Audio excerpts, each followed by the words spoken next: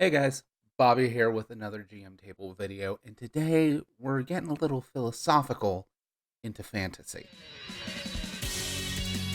Alright, so I've been wanting to do a video on this for quite a while, and honestly, while I'm recording this, I don't even have an idea for the title, but I want to talk about my philosophy I've kind of developed dealing with experience points and leveling up in D&D. Now, the stuff I'm going to reference is going to be specifically Dungeons and Dragons 5th edition, but these concepts fit any fantasy game. Realistically, they fit any game where you're becoming a hero of legend. But I'm going to bring up D&D 5th edition because the creators of this edition and how they've talked about several things about how the D&D world kind of works is what led me to this. I'm going to do my best to get clips and stuff, but this will be having to snag clips off YouTube videos and all of that. So there may be clips, there may not. I'm not sure.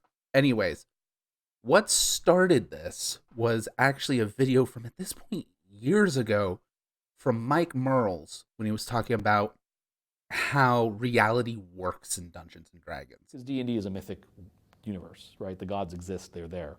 You can meet the person who made all the dwarves. Moradin exists, right? So mythology is incredibly important, and it's very vivid. It's basically, it is, D&D doesn't have history, it has mythology. And then once you know that, you have a framework which a lens you can use to understand things. So in this, he was more referring to creation myths, but he said the Dungeons and Dragons universe is one where mythology is real. And on the surface level, that, makes a lot of sense. You're dealing with mythological monsters. A lot of the creation myths are actually the real ways of how the universe was formed. And that's the big part he's actually talking about. Of there wasn't a big bang in physics and stuff that made the universe. There were actual creation myths that caused it. And the different worlds or the different realms of D&D kind of changed that, what setting you're in specifically, but they're always through this kind of mythological means. And that stuck with me and it simmered with me because one of the things that always bugged me in games like Dungeons and Dragons and level-based games is when you kind of dinged. When you get enough XP and all of a sudden you have new class abilities that you didn't have before. Wizards learn new spells even if in game they weren't off studying those spells. Now, yes, you can run games where you actually make people do that. And there's optional rules even in Dungeons and Dragons 5th edition where you then have to go, you have enough XP to level, but you have to go train. Most people don't use that. It's just, oh, you leveled. A lot might go, you have to have a long rest, you have to sleep overnight, but you wake up the next day with a new level. And like rogues can all of a sudden uncanny dodge and only take half damage when they fail a dex save and take no damage when they succeed. And this never built up. It just came out of nowhere. Now, granted, they were always dexterous and nimble, and well-made classes fit in a theme, but also 5th edition is actually maybe the worst of this, of things like when you're late level, you gain proficiency in a new skill, and since they don't have a skill point system, you just all of a sudden bump up to full proficiency with it, like things you've had since level 1, and how does that work? And then I started thinking about it. And one of the common tropes in mythology, especially the kind of modernization and spins on mythology, is gods have their power based on their believers. If no one believes in a god, they lose a lot of their power. Now, they're not powerless. They were already pretty mighty beings to get believers. But a lot of the things that separate like lesser deities and greater deities is how big their influence is. And that influence is also how many people worship and revere them. And then I started thinking about characters and class levels.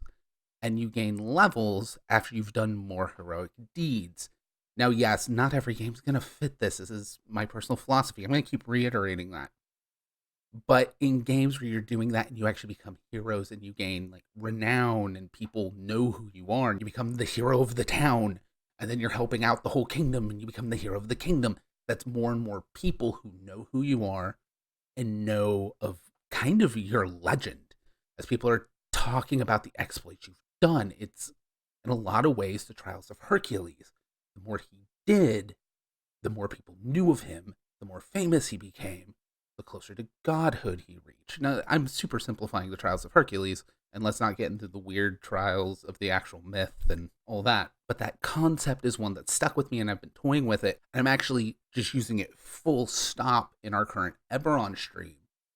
Of it's not fighting monsters that's giving you the XP. Especially, I do a simplified XP system, but it's not the monster you fought. Because if you use the exact same tactics every time, in reality, you'd have diminishing returns. But having slayed one Gorgon versus having slayed 10 Gorgons, while you might have learned less by Gorgon 10, once you reach Gorgon 10, your story and your legend is even greater. And that's where leveling actually is coming from in my games now for fantasy games. The more heroic things you do, the more renowned you go, the more people talk about you and tell your stories, the more innate power you get functioning on the same base magic level of the entire universe, the same level of which how gods get their power. And from that, it kind of goes, well, then where do new abilities come from other than it's just more power? Well, the great thing is the more people that tell the legend of somebody, the more a legend shifts and morphs and embellishes. And that's kind of the linchpin of how I'm working on this. Again, this isn't like, here's my book, I wrote it all out. But it's this concept I've been toying with, where as you become this bigger mythological figure, a living legend in so many ways, people assume the roguey type character is doing even more sneaky, pseudo magical without magic, just becoming the darkness type things. And enough people believe you do it, all of a sudden you start actually doing it. Wizards start realizing even more capability with spells and unlocking more spells because people have more faith in their ability to unravel the weave that is magic. And with the power of that faith, on a fully subconscious level, these aren't characters looking to be worshipped, but the underpinning mechanisms of the universe on the subconscious level, the more people believe you can do these magics, the more you believe you can. And when you believe you can, you just do it in mythology. I hope I explained it well enough.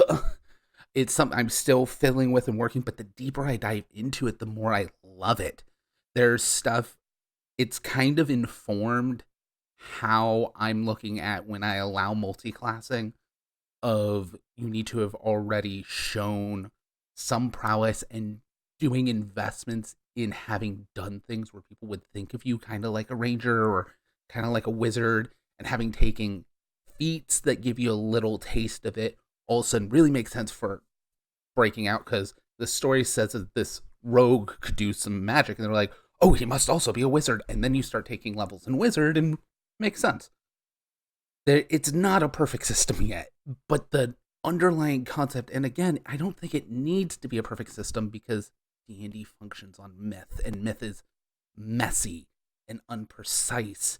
It's so transmutable and morphable. I think it's just a different headspace to get into for the how the universe of my fantasy games works. That so far it's actually pushed my games to a whole new level. I hope hearing this, thinking about this, even if it's not fully for you, I hope there's little bits and pieces you can take and affect your way of how you see your worlds. And I'll catch you guys next time. Bye.